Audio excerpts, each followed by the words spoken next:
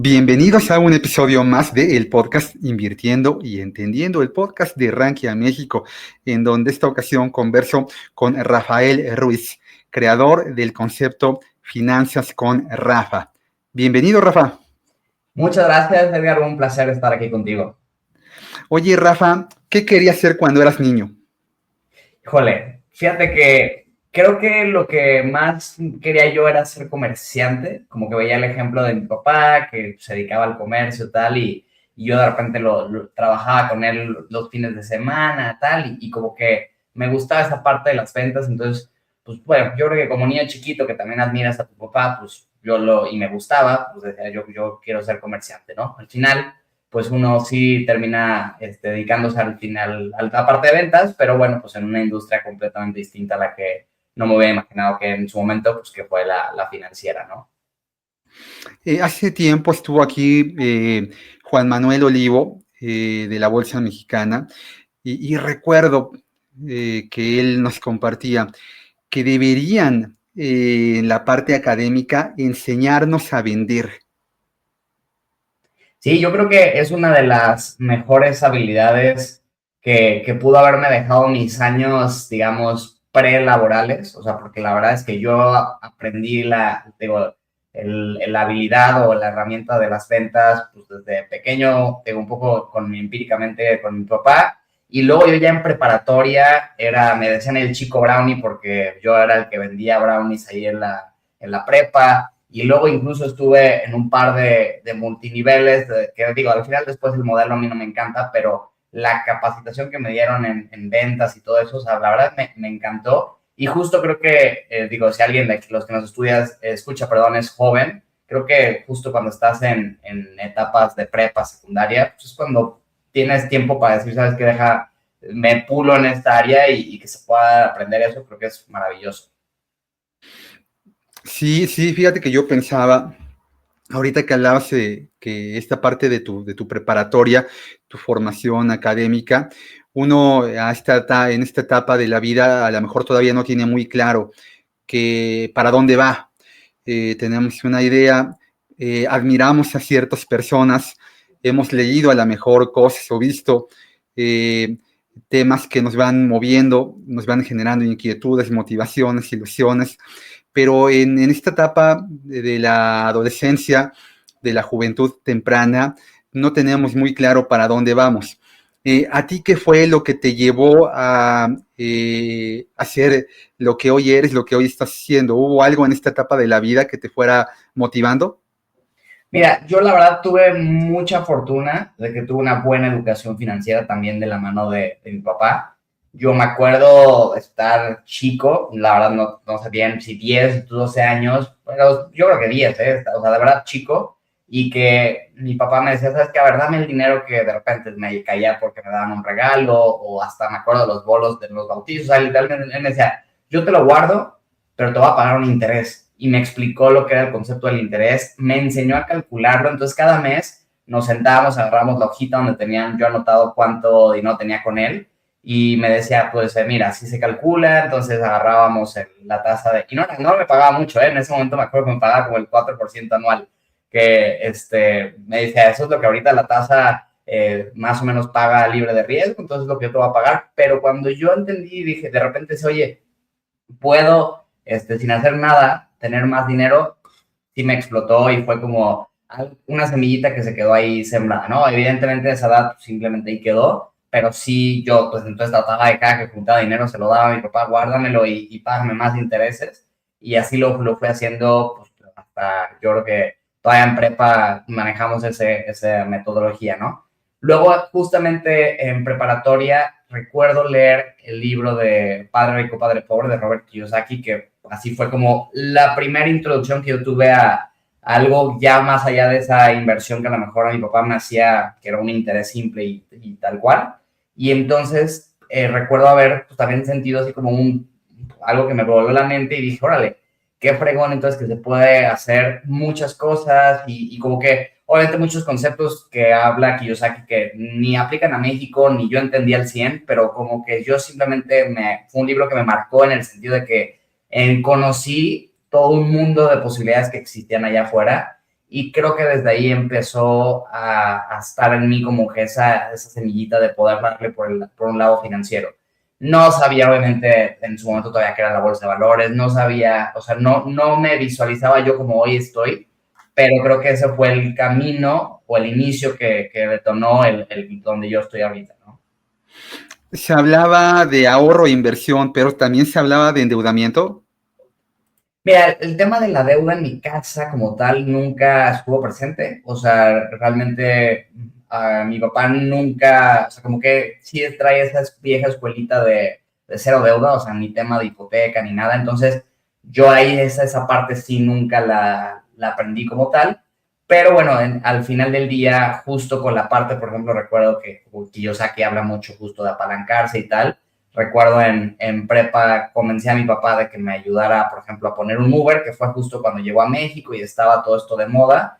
Entonces, como que le dije, mira, sí, lo podemos rentar el coche a un chofer que lo trabaja, nos paga tanto, con eso pagamos la mensualidad del coche. Y total, me apoyó y lo hicimos. Al final vimos que operativamente era muy complicado, pero bueno, al final sí estuvo abierto esa parte y fue, se podría decir, como que mi primera inversión apalancada de alguna forma que hicimos en ese momento.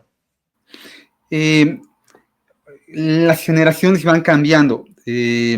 Y vengo de padres en donde el concepto del endeudamiento era todavía muy limitado, porque para adquirir una casa, pues existía sí, en efecto, el Infonavit, pero para poder ir y solicitar un crédito había que conocer al coyote de cabecera, al dealer de crédito, el señor que se paraba ahí afuera de las oficinas del Infonavit, ¿verdad? Y que pues a través de un contacto, de una lana, te conseguía un crédito. A mí me sorprendió mucho acercarme alguna vez a Banco Autofin y enterarme que este concepto del autofinanciamiento lo habían traído y este señor dueño del grupo financiero, que también, si no mal recuerdo, en su momento incursionó, tenía un equipo de fútbol, Toros Neza, había traído este concepto de Brasil, ¿no? Bueno, o sea, el autofinanciamiento no existía en México, no, pues muy reciente de este siglo. Entonces crecimos en un entorno en donde las tarjetas de crédito también se otorgaban a muy poca gente y hubo un boom de crédito, ¿no? Por donde quiera que volteamos a ver, ya existe la posibilidad de obtener un crédito a través del teléfono celular. Sí. No te ofrecen una tarjeta de crédito, te ofrecen N cantidad a través de llamadas, correos electrónicos. Y esto, en efecto, está catapultando la posibilidad de que gente que no tenía acceso a ciertos niveles de consumo, de momento pudiera acceder a él. Economías muy grandotas en el planeta han utilizado el apalancamiento como un sinónimo de crecimiento. El PIB de Japón es, más bien el endeudamiento de Japón es el 200% de su Producto Interno Bruto. Estados Unidos creció de la mano del endeudamiento a través después de la posguerra, de la conclusión de la Segunda Guerra Mundial. Esta generación, la tuya, Rafa, ¿puede vivir sin endeudarse? Digo, yo creo que en principio yo hablo afortunadamente desde una burbuja y eso hay que dejarlo muy claro, ¿no? No conozco, no tengo a lo mejor la sensibilidad de lo que sería el grueso del grupo de mi edad, hablando de términos de México, pero bueno, yo lo que veo y un poco la sensibilidad que tengo a través de mis redes, con mi canal de YouTube, donde luego hago muchos reviews de tarjetas de crédito, que es un poco de la parte del crédito que hablo, pues bueno, veo todavía mucha desinformación, eso es una realidad, incluso con personas cercanas a mí que a lo mejor tienen pues, ya un cierto nivel de estudio tal, de repente te das cuenta que no hay un entendimiento tan claro de cómo funciona un crédito revolvente como lo es una tarjeta de crédito, ¿no? Entonces, yo creo que sigue habiendo ahí un gap importante en esa parte. También creo que le falta al sistema ser más claros en muchas cosas. De repente me ha tocado ver algunas instituciones financieras que por default, de estas nuevas, ¿no? O sea, como más fintech, que por default te ponen el pago mínimo para que lo hagas, ¿no? Entonces, oye, pues a lo mejor alguien que no sabe, pues ve que ese es el que está seleccionado, dice, pues este es el que me está poniendo mi banco, pues deja pago eso. Y digo, no se justifica, al final es de uno investigar, pero bueno, creo que falta en esa parte. ¿Que podemos vivir sin crédito? A ver, yo quisiera creer que sí, digo, afortunadamente para mí, desde mi privilegio, es muy factible, pero también creo que sí es una realidad que para hacernos de cosas, hablando ya como de a lo mejor un extracto socioeconómico un poco más bajo, pues muchas veces el crédito es indispensable, ¿no? Y por eso a lo mejor ha funcionado muy bien empresas como Coppel o Banco Azteca, porque al final del día sí tienen una gran necesidad, que es la de, oye, pues necesito mi lavadora, no tengo ya ahorita lavadora y pues si la puedo sacar ahí con paguitos semanales y es viable y ellos me prestan, pues lo hago, ¿no? Entonces, híjole, yo creo que al final del día, o sea, se puede, sí, el sistema y también la inmediatez de querer las cosas, que eso también viene mucho de redes sociales, nos orilla a querer tener todo rápido y eso puede llevarnos a endeudar. Yo le diría a cualquiera que nos esté escuchando que realmente si no es una necesidad básica, no te endeudes por algo que es pasajero. Y evidentemente, o sea, yo creo que el juego de las tarjetas y todo eso está pensado para que obviamente los bancos ganen. Se puede jugar y ganar ese juego, sí, yo lo hago, pero es una línea muy delgada en la que te puedes pasar ya del otro lado donde empiezas a pagar comisiones, intereses, tal. Entonces, pues ser muy precavidos con esa parte. ¿Cuántas tarjetas de crédito tienes? Esa es una pregunta que tengo que dar un disclaimer antes de dar la respuesta, porque tengo 12, pero no es que necesite 12, y aclaro que yo hago reviews de tarjetas de crédito. Entonces, es por eso que tengo tantas, ¿no? Sí, yo también Realmente, dije, 12 tarjetas. sí, no, la realidad es que no, o Claro. sea, digo, he hecho un sistema donde encuentro muy fácil administrarlas, digo, la verdad es que la mayoría no las uso, pero de repente sí tengo que un gasto domiciliado en una tal, y lo que hago es tengo como 2 fechas al mes que pago, las tarjetas que tocan en esa fecha, entonces así siempre sé que se está pagando a tiempo. Pero realmente yo creo que a ver, para alguien que va empezando, una es más que suficiente, no, o sea, no necesitas más, empieza a conocer el instrumento, empieza a familiarizarte. Si ya lo dominas, yo creo que 2, máximo 3 puede ser un buen número, porque sí puedes sacarle ciertas estrategias, ventajas. Por ahí te platico una que yo hago, que pago todo con mi tarjeta Inbursa y esa me genera puntos. E Inbursa, hasta donde sé, es el único banco que te permite pagar con otra tarjeta de crédito en una terminal de su sucursal bancaria. Entonces voy al banco en bursa y pago con la HSBC Tunao. Entonces me genera 2% de cashback en efectivo sobre lo que ya generé puntos, y además tengo pues más de 60 días para jinetear el dinero y tenerlo mientras en un instrumento tipo la cajita de Nu generando rendimientos. Entonces, a ver, se pueden hacer estrategias interesantes, pero la realidad es que no es indispensable y digo, con una, a lo mucho 2, 3 es suficiente. ¿Tú cuántas tienes? Yo tengo una y tengo la misma prácticamente desde hace 15, 20 años. Eh, Fue la primera tarjeta de crédito que me dieron, una en Banamex, y me ha funcionado fantásticamente. O sea, creo que, como decía aquel técnico que ganaba el partido de fútbol, alineación que gana repite. O sea, si algo te está funcionando, pues Claro. también, claro, seguramente debe de haber allá en el mercado eh, servicios interesantes, está abriéndose de forma muy rápida la cantidad de nuevas instituciones que están ofreciendo créditos en México. Anteriormente estaba limitado a los bancos, hoy ya no es necesario. Hay siempre fintechs que están haciendo un trabajo bastante interesante. Pero bueno, ya digamos que la parte de mi gestión patrimonial está muy adaptada a utilizar los beneficios que he tenido con esta tarjeta de crédito, en donde además por el tiempo que llevo utilizándola, pues ya el nivel de crédito que tengo ahí ya es la verdad bastante, no me lo darían en otro lado, estoy seguro, aunque llegue a patearles, ¿no?, a la puerta, decir, soy Edgar Arenas invirtiendo y entendiendo, no creo que quieran darme esta línea de crédito que tengo en Banamex. Oye, Rafa, ¿te acuerdas de qué fue lo primero en lo que invertiste? Sí, CETES. Fue a abrir mi cuenta de CETES directo y recuerdo creo que no sé si en mi primer año de universidad, yo tenía 19 años y recuerdo, digo, como instrumento regular, ¿no? O dentro del sistema financiero, porque te digo que pues yo desde chico, que con mi negocio de brownies y cosas así, llegué a hacer otro tipo de inversiones más, como justo en negocios y tal, pero así una inversión pasiva dentro de un instrumento del sistema financiero fue un CETE, tal cual. ¿La sigues manteniendo esa cuenta? Sí, sí, la verdad es que creo que así como tú dices que hay un chorro de opciones de tarjetas también con la ley FinTech y toda la parte digital, pues han hecho miles de opciones también para invertir digitalmente. Yo creo que una cuenta de CETES directo es una que cualquier mexicano perfectamente puede tener. No necesariamente a veces obviamente CETES no es un instrumento para todo tipo de inversiones objetivos, pero creo que no está de más tenerla ahí, ¿no? Porque podrán ir y venir, que si NU, que si Mercado Pago, que si tal, pero pues lo que son los CETES como nuestra inversión más segura en México y poderla hacer sin intermediarios a través de CETES directo, yo creo que eso va a estar, entonces creo que esa cuenta es un must que todos deberíamos de tener. ¿Para qué objetivo tú alinearías este tipo de instrumento?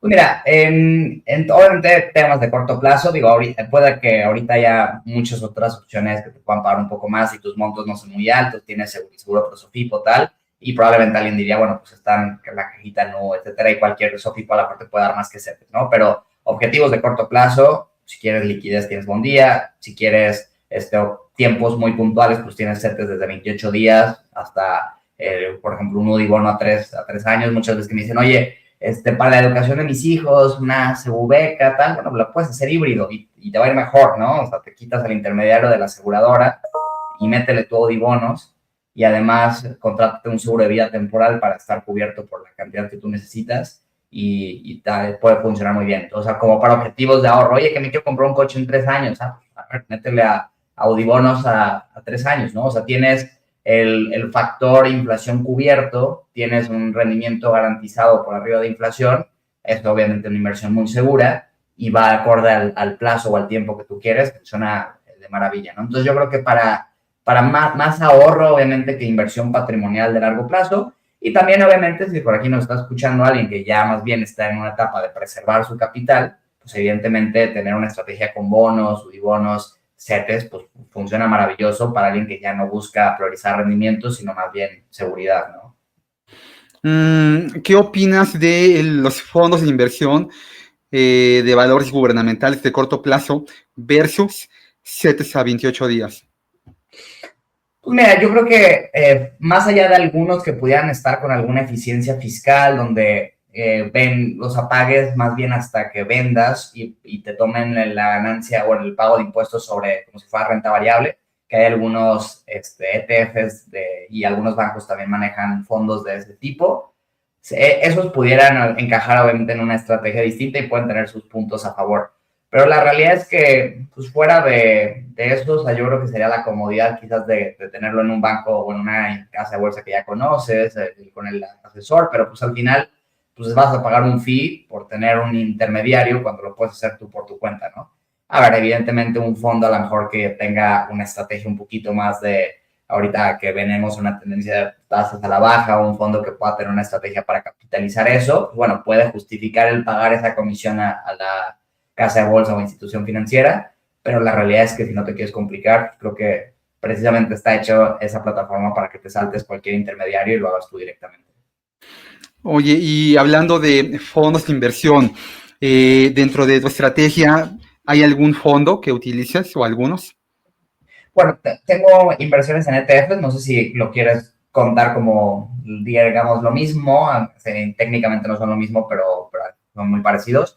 Fondos de inversión per se, yo no manejo directamente, por lo mismo de que pues, el fee de administración pues, suele ser significativamente más elevado que hacerlo directamente en un ETF.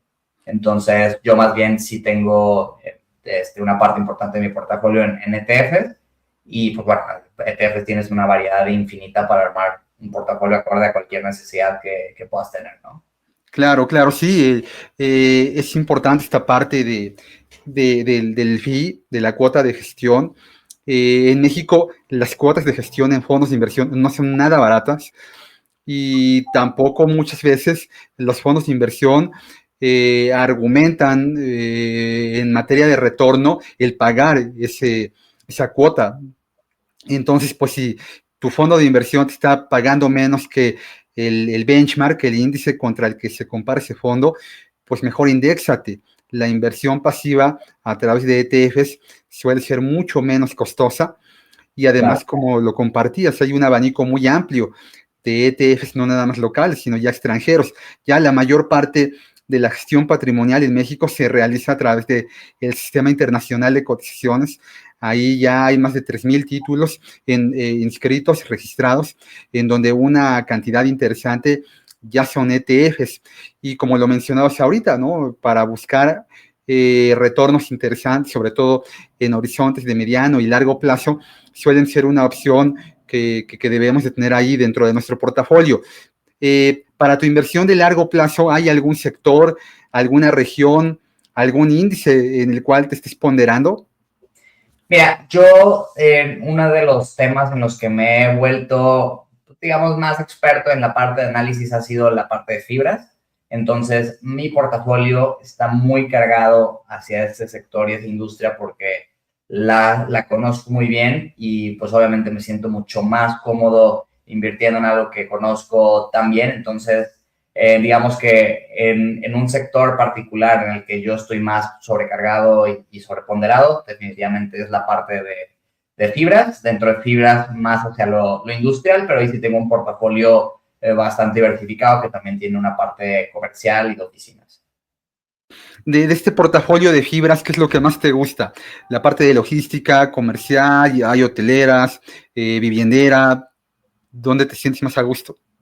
Principalmente en lo industrial, la parte comercial también me gusta como un complemento también para, de alguna forma, los ciclos en la industria inmobiliaria no van completamente a la par, ¿no? Entonces el ciclo industrial puede ir en una etapa, el comercial en otra y el oficinas, por ejemplo, en otra. Entonces sí es bueno tener una diversificación también en tipo de propiedad para que justamente si estás en una parte del ciclo bajista de uno de estos sectores no te pegue tanto. En la parte hotelera, honestamente, no me he metido o sea, es un sector que yo he decidido descartar por meramente que no se me hace atractivo porque justo pierdes un poco la predecibilidad de flujos, que es lo que me gusta de las fibras, ¿no? Por un tema de que puede ser más estacionario, donde son otros tipos de indicadores que tienes que analizar y evaluar. Digo, con vivienderas por ahí está la parte de fideicomiso hipotecario, que también al tener un tratamiento fiscal distinto, que sí se pagan como intereses, tal, también yo elijo estar, digamos, al margen de. Entonces mi enfoque sí está más hacia principalmente industrial y lo complemento con la parte de oficinas y lo comercial. Y en la fibra, más allá del retorno por capital, de la ganancia por capital, lo que motiva es la parte del dividendo, ¿no? Sí, correcto. Ahora es un instrumento y eso es muy importante entenderlo. Bueno, no es que, bueno, sí pensado y es un instrumento que su principal retorno va a venir por el flujo. Ahora, yo porque a mí me hace mucho match con esto y eso es algo obviamente personal y cada quien tiene que evaluar si hace sentido o no. Yo dado que, digamos, mi composición de ingresos es en su mayoría variable y yo, digamos, estoy emprendiendo y mi cuestión o digamos, mi riesgo, si lo viéramos como un portafolio de inversión, mi parte más agresiva viene de mi emprendimiento y ahí es donde tengo un mayor potencial de cada vez ir generando más ingresos y es donde puedo tomar más riesgos. Yo busco en mis inversiones tener, digamos, que el complemento más, con un poco más conservador o que me dé esa predecibilidad de flujos, ¿no? Esa certeza que a lo mejor a alguien se lo va a dar su paycheck de su sueldo mensual. Entonces, en mi caso, me hace mucho sentido tener esta predecibilidad de flujos a un ingreso pasivo, porque así puedo sentirme más cómodo tomando riesgos en mi emprendimiento, que es de donde yo también espero generar como esos retornos que podrías tener una inversión más de riesgo en un portafolio. Entonces, por esto es que a mí me ha hecho mucho sentido y mucho match, pero sí es un instrumento 100% pensado para la generación de flujo. ¿Cuál es el mejor dividendo que has cobrado? Pues mira, a ver, he entrado, por ejemplo, en Fibra Monterrey con un dividend yield arriba del 10%. Digo, si no hubiera seguido comprando y en ese momento parara, pues evidentemente lo seguiría teniendo y hasta un yield on cost traería más alto ahorita, ¿no? Pero bueno, mi portafolio es sobre yield on cost, que es básicamente sobre el capital que yo he puesto y he sacado de mi bolsillo y ya dividendos netos que recibo anualizando hacia atrás un año trae más o menos el 9.5%. Entonces, pues ya te estás pegando casi en mi caso ya estoy pegándole casi a ese 10 histórico que a lo mejor esperas que el mercado de forma pasiva te dé, con puro dividendo, y además pues traes la apreciación que puede darse ahí de los certificados, ¿no? Estaba pensando, Rafa, que también para las nuevas generaciones la inversión en bienes raíces cada vez va a ser más compleja. Más allá del concepto de fibras, la vivienda personal, familiar, cada vez es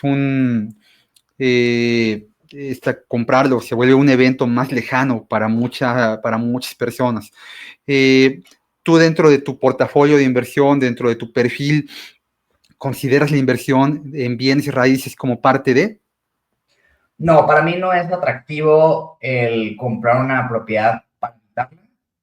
No descartaría si llego a tener una oportunidad de comprar alguna propiedad oportunísticamente, porque la razón que sea, bueno, puede haber o sea, como cualquier inversión, se puede dar una buena oportunidad y si tienes la liquidez o los medios para aprovecharla, está maravilloso y puedes hacer un gran deal. Pero en el daily basic, yo no considero que invertir en una propiedad para habitarla sea un buen negocio. Incluso para rentarla, creo que ahí depende mucho de muchos factores, pero simplemente comparando yo poder tener una propiedad, el equivalente a una propiedad en un portafolio de fibras, a ir y comprar un local comercial y ponerlo a rentar, desde un tema de diversificación, desde un tema de administración, gestión y lo que tú quieras, me hace mucho más sentido hacerlo a través de fibras. Entonces, para mí no entra en la ecuación ni comprar para yo habitar, ni comprar algo para rentar, salvo que pudiera encontrar una realmente muy buena oportunidad,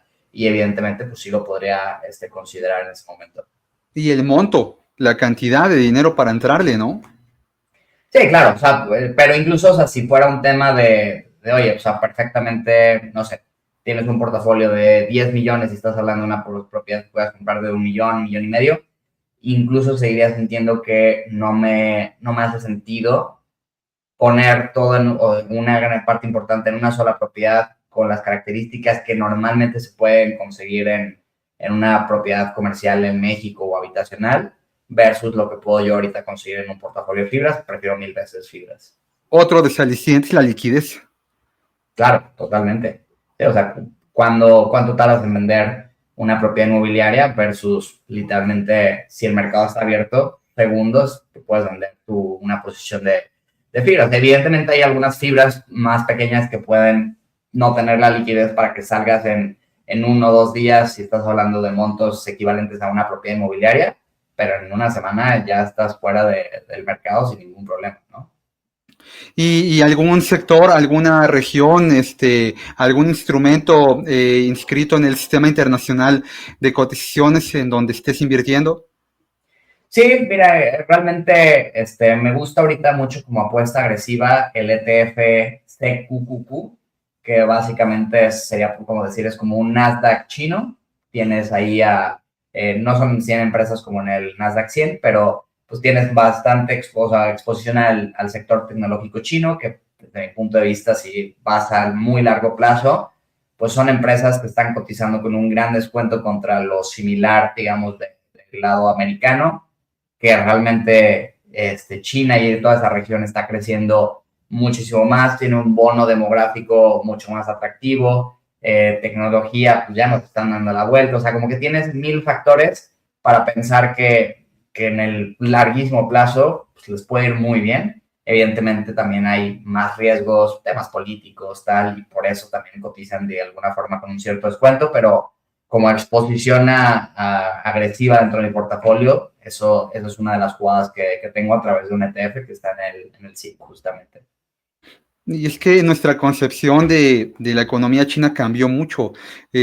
Yo todavía crecí con esta idea de que hablar de productos y servicios chinos era irte a comprar no sé, un suéter a Chinconcuac que habían traído, ¿no? En una paca de dudosa procedencia, había pasado tal vez por abajo del agua en la aduana y te iba a durar 3 lavadas.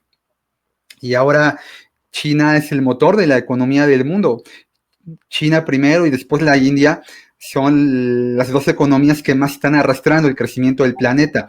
Hoy por hoy ambas no son ni la primera ni la segunda economía del mundo, pero no sé si en 5, 10 o 20 años China lo va a hacer. Además, este crecimiento de la economía china sí está muy segmentado, está muy recargado en el sector tecnológico. Es un tren que difícilmente vamos a volver a ver, ¿no? Si no nos subimos ahora, no sé si vaya a volver a pasar en nuestra generación. La economía norteamericana fue el sostén del mundo desde hace casi 80 años.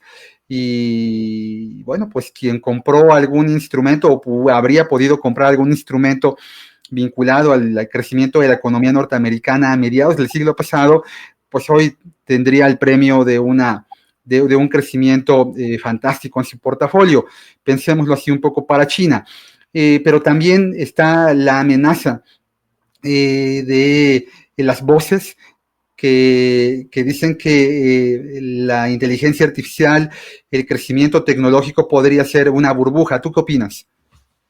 Mira, como todo, yo creo que es un tema ahorita que se da para muchos titulares alarmistas y pues obviamente generar reacciones, ¿no? Que al final es lo que uno muchas veces busca cuando está en el medio digital.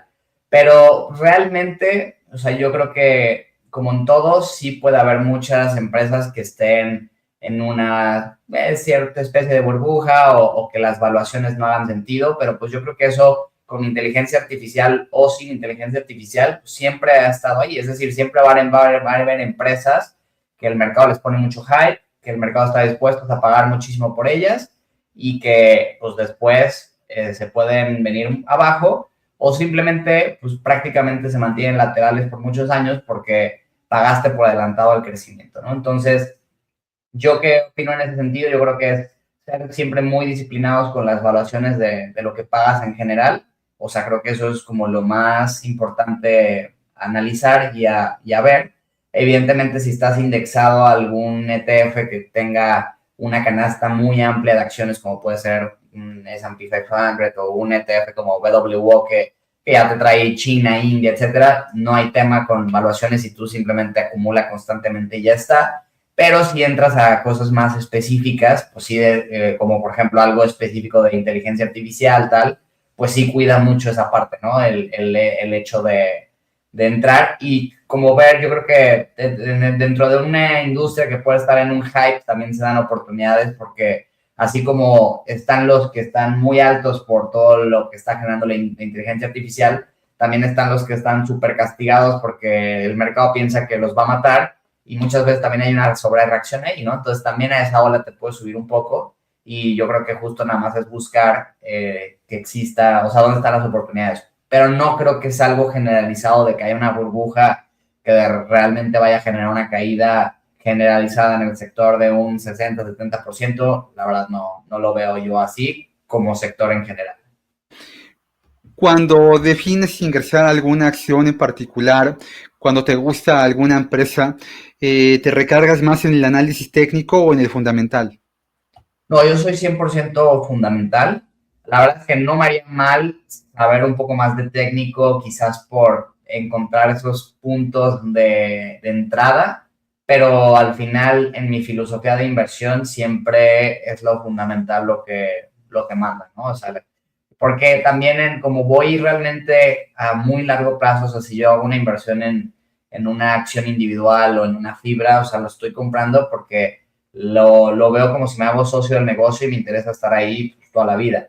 Entonces, oye, que si pagué un poco más caro, si me hubiera esperado por ver las gráficas, el pagado un poco más barato, en el largo plazo prácticamente no va a ser mucha diferencia desde mi punto de vista.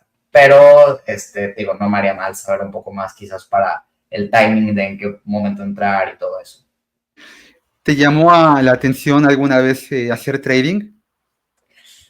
Ay, muy, muy ligera, o sea, muy poco. O sea, yo creería como que pues, de repente, no sé, lo veo ahorita como estuve de vacaciones la semana pasada en un lugar donde había casinos en Estados Unidos y pues bueno, sí, ya estando ahí dices, pues apuesto tantito y tal. Y como que, o sea, sí notas que es algo que sí trae la espinita, pero no es como que sea algo que me llame la atención en mi día a día y esté pensando en apostar. Y digo, no quiero que se maneje como apostar también trading, pero, o sea, lo ligo en el sentido de que también, o sea, en algunos momentos de mi vida he tenido como que sí la inquietud de decir, ay, pues si le calara y tal, pero la realidad es que no me quita el sueño ni es algo que me ha llamado mucho la atención de forma significativa como para realmente en algún momento hacerlo.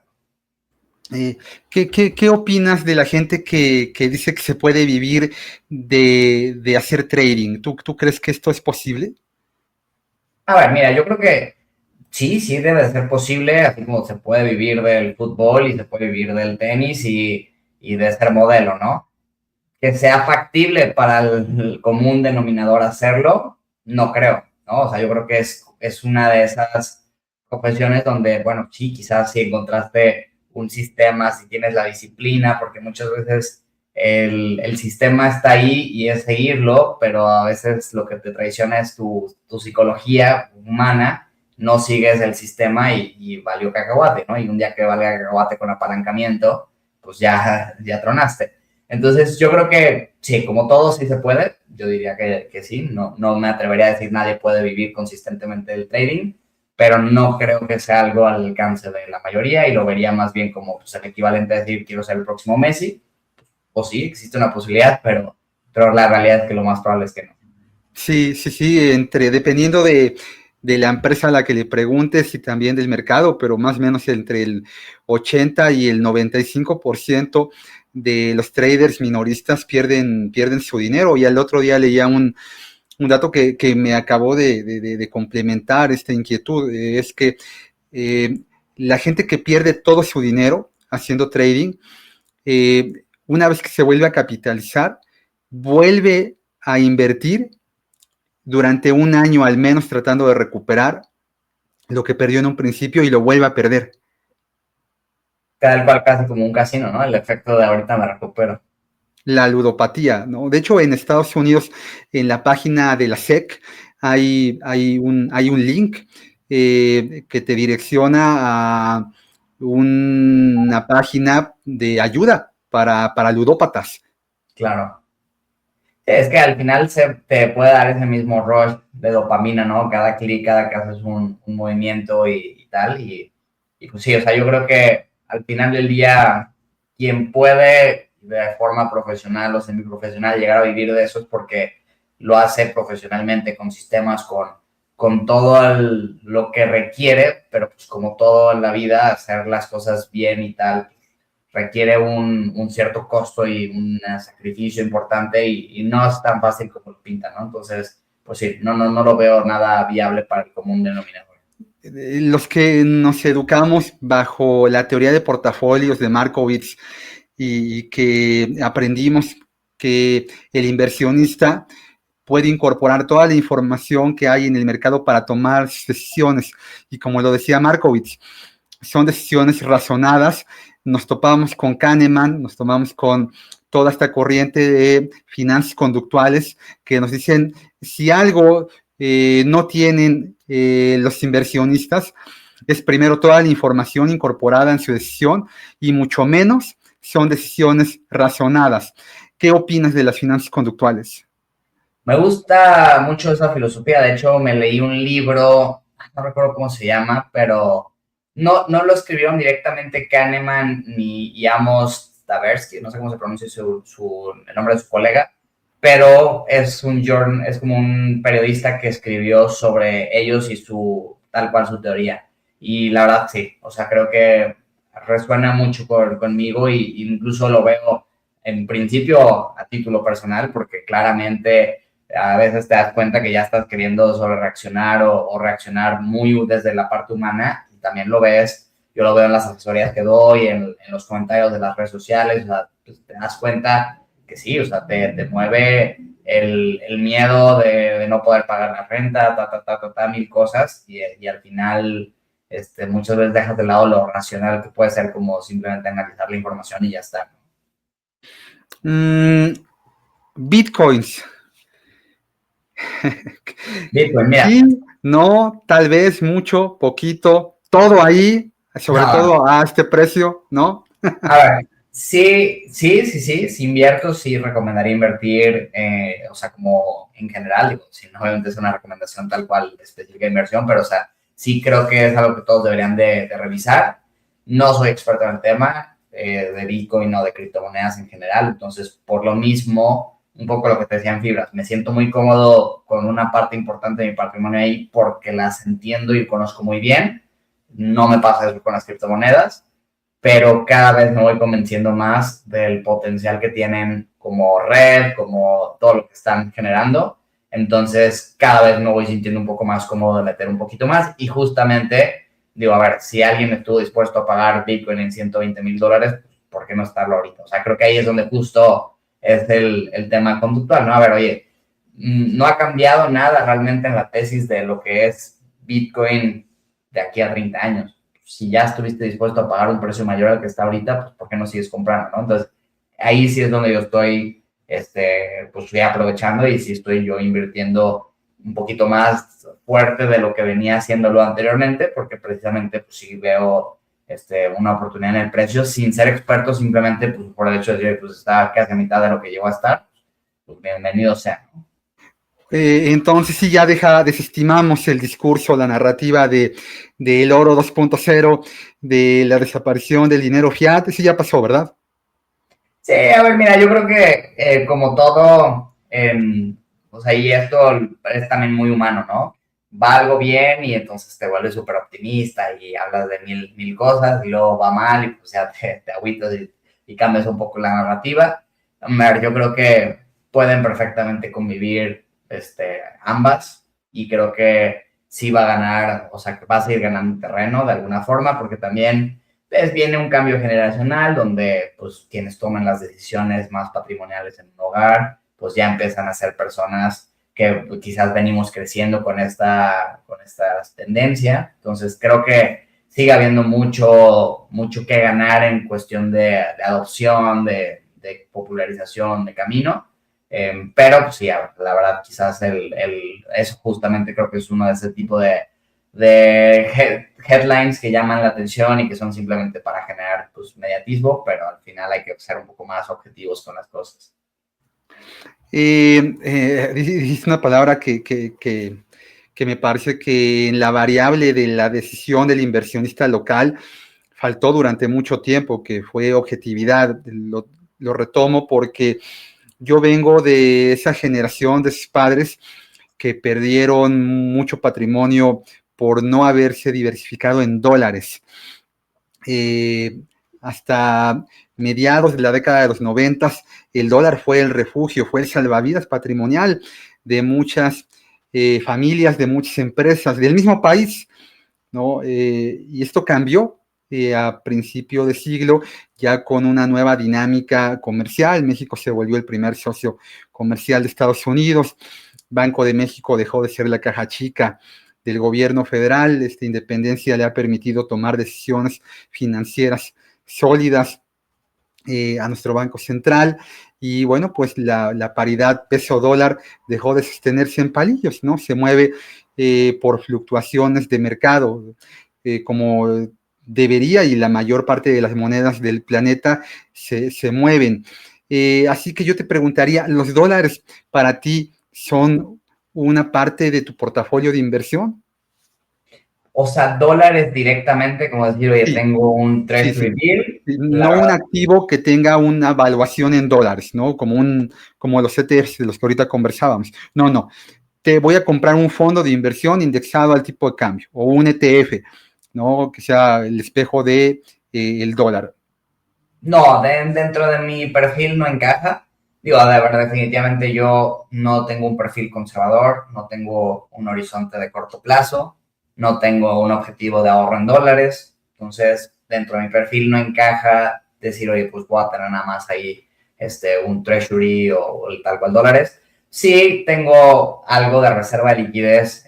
Yo la parte como de ETFs y todo eso lo hago a través de una casa de bolsa americana. Entonces, tengo algo de liquidez en dólares pues, para ya estar obviamente en la divisa, porque no quiero que si hay una oportunidad en el mercado americano y por algo hay volatilidad en el tipo de cambio y se me dispara, pues, si tengo mi liquidez en pesos, perdón, en pesos, pues me va a afectar mucho, ¿no? Pasó en pandemia, oye, pues cayó el S&P casi un 30%, lo que haya caído, pero pues tu tipo de cambio también se te disparó y se te fue casi a 25. Entonces, si tenías liquidez en pesos, bueno, estaba el IBB en peso que podías aprovechar ahí, pero o sea, realmente te limita la posibilidad de aprovechar oportunidades de activos que estén dolarizados. Entonces, solo por eso tengo algo, pero no lo veo como inversión, lo veo simplemente como liquidez en dólares para justo poder aprovechar alguna oportunidad de inversión de largo plazo en un activo que esté dolarizado.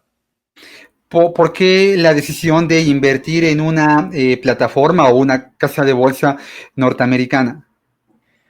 Te dan más herramientas al final del día, por ejemplo, opciones. Si bien no invierto yo con apalancamiento, pero puedo, por ejemplo, tener justo unos treasury bills cobrando pues, 3.5 y luego yo cobrar una prima por un put en lo que llega el precio del activo que quiero comprar, si es que llega, y si no, si sumas el rendimiento de la prima más el rendimiento del treasury, pues ya se volvió un rendimiento interesante. Entonces, este tipo de herramientas, pues en México desafortunadamente no están disponibles, ¿no? Entonces, bueno, a través de instituciones mexicanas, bueno, y obviamente pues, por el capital que tengo, ¿no? Probablemente en bancas privadas y eso es factible, pero para el común denominador, ¿no? Entonces, principalmente es por eso, por también un tema de liquidez. De repente, el SIC me parece maravilloso y me encanta, pero tú sabes que de repente ciertos activos más específicos no tienen tanta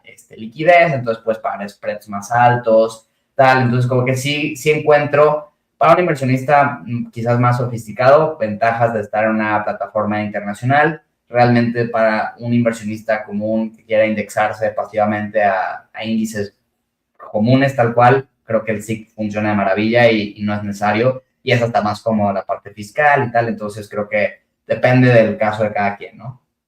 ¿Qué opinas de irse en corto?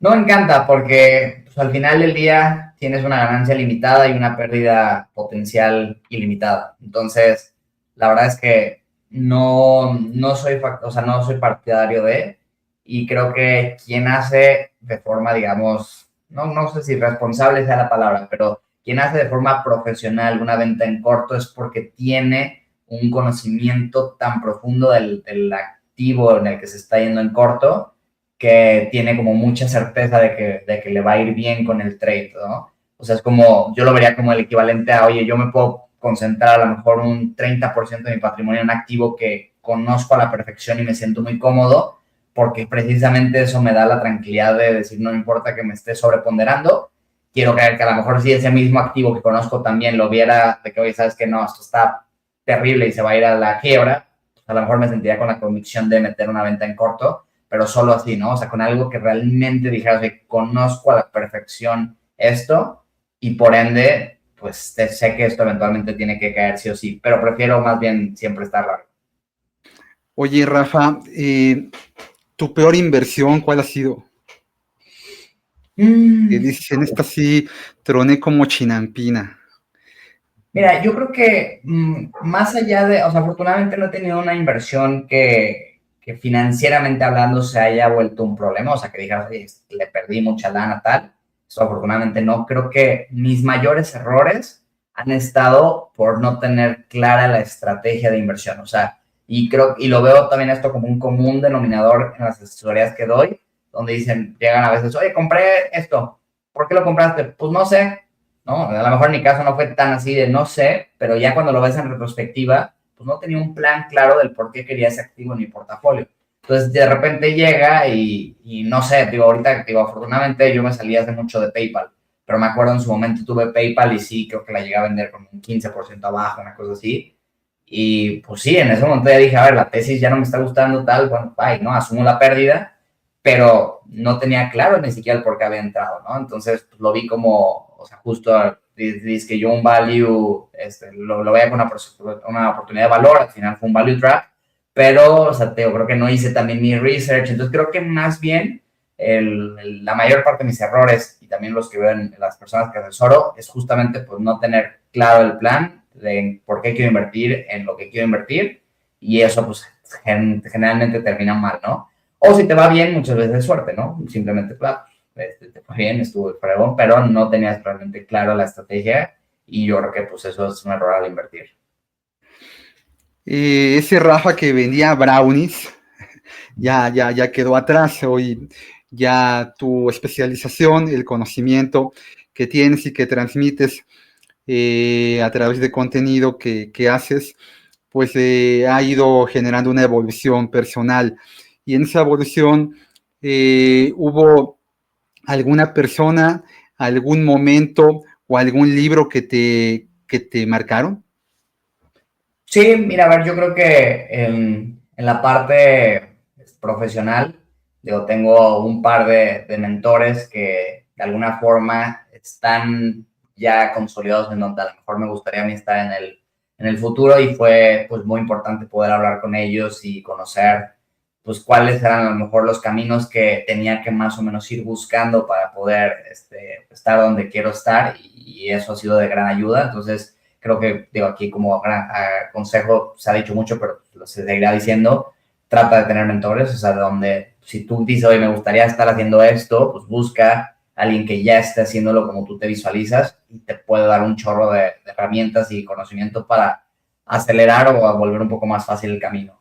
En cuestión de libros, a ver, justamente creo que uno de los que más marcó por lo que desbloqueó en mi mente de posibilidades fue el de Padre Rico, Padre Pobre, aunque creo que para México no aplica tanto muchas de las cosas que dice, pero como tema de mindset, como tema de la carrera de la rata, de poner a trabajar tu dinero, o sea, creo que sí es un libro fácil de leer y que me gustó bastante. Otro también que recientemente hace como año y medio, me cambió mucho ya mi mindset, ya dentro de yo dentro del mundo financiero, fue el de Morir en Cero. No sé si lo has escuchado o leído.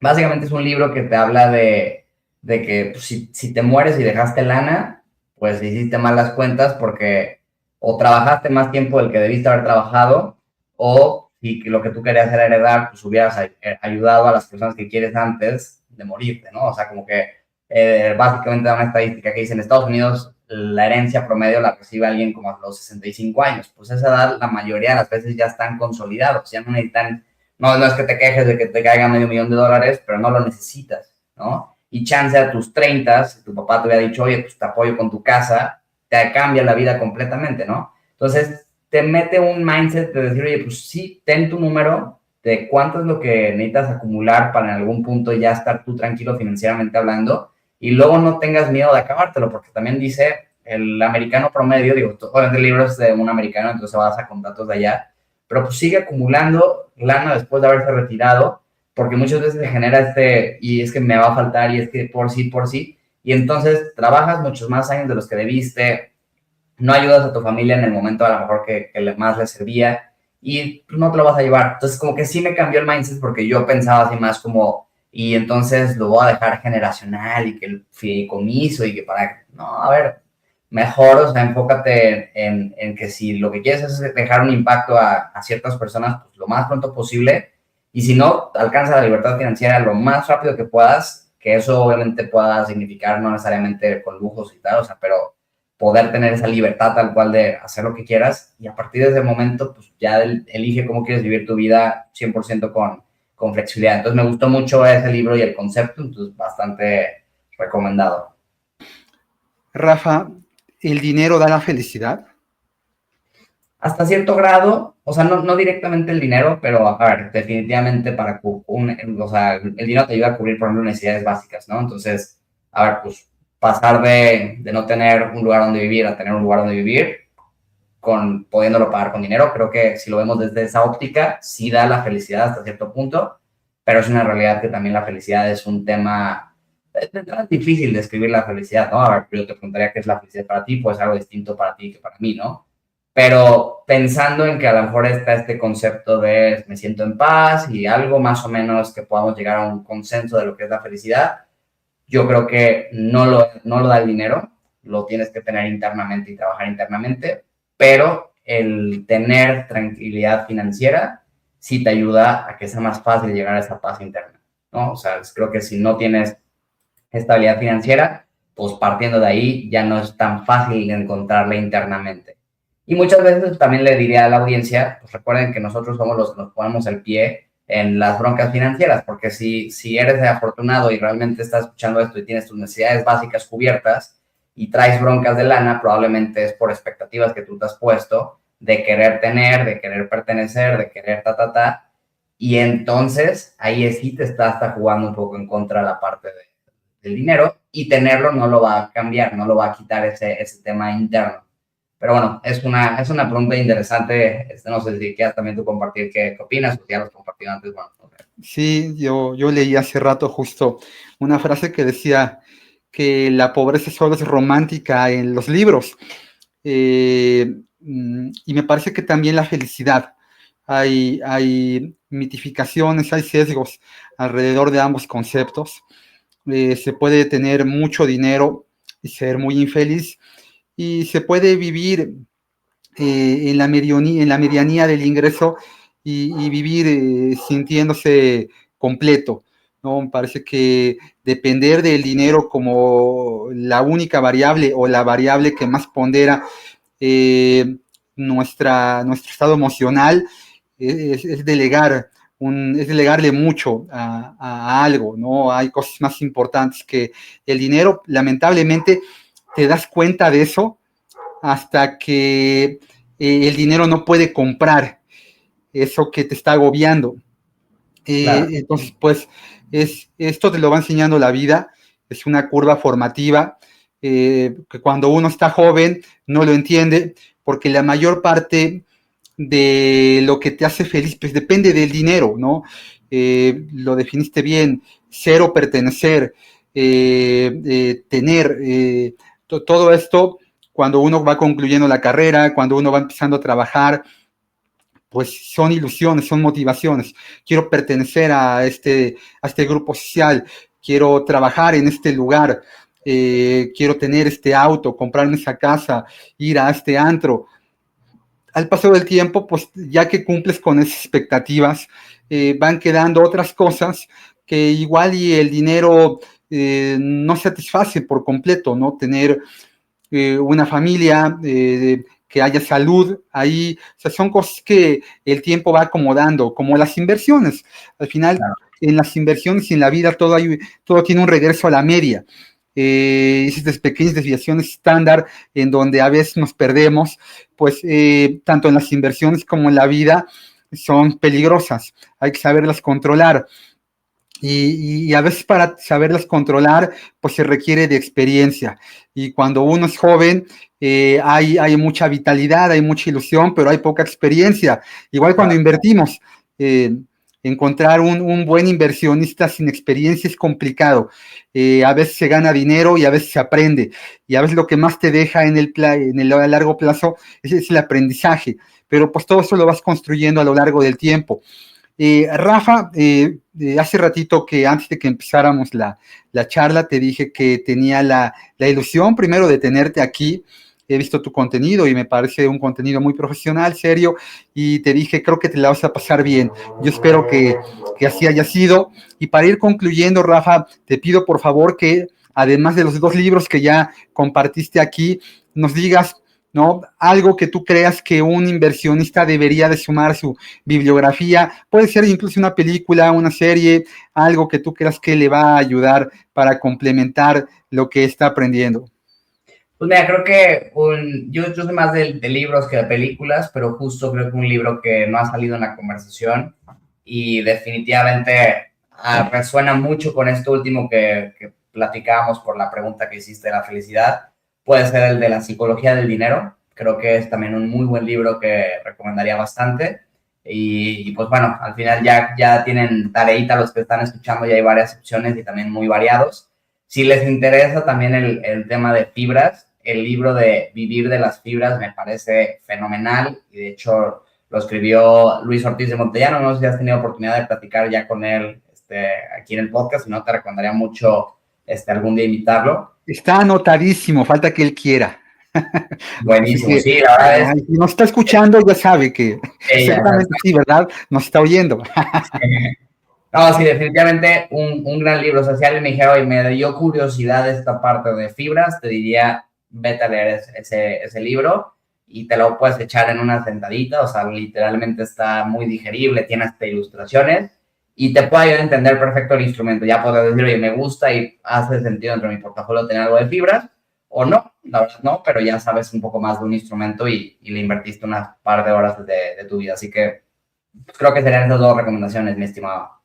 Sí, sí, también a Morgan Housel hay que tenerlo ahí de cabecera siempre. Oye, Rafa, ¿y en dónde te puede encontrar la gente? Súper, pues mira, tengo principalmente mi canal de YouTube, es mi red más activa, está tal cual como Finanzas con Rafa, y en todas las demás redes sociales, Instagram, Facebook, TikTok, también estoy como Finanzas con Rafa. Ahí de repente salen muchos perfiles falsos, pero literal ese es mi nombre, entonces tal para que lo chequen. Y ya tengo un número de contacto que igual te puedo pasar por si lo quieres dejar en la descripción. Es un WhatsApp Business, también si por ahí tuvieran algún tema que quisieran preguntarme, lo que sea, pues abiertísimo a contestar por ahí sus mensajes. A ver, échatelo, ¿cuál es? Es el 33 24 40 39 53. Muy bien, pues ahí está, ahí pueden encontrar a Rafa, que le ha dedicado una hora de mucho valor. A todos ustedes que lo han visto, que lo han escuchado, les pido que le den un pulgar arriba, que escriban, que compartan este contenido para que más personas con los mismos intereses puedan acceder a él. Y yo a Rafa le dejo no un adiós, sino un hasta siempre. Rankia es, invirtiendo es, y será tu casa, amigo. Muchas gracias, es un placer estar aquí contigo, Edgar. Muy bien, que tengan felices inversiones. Hasta pronto.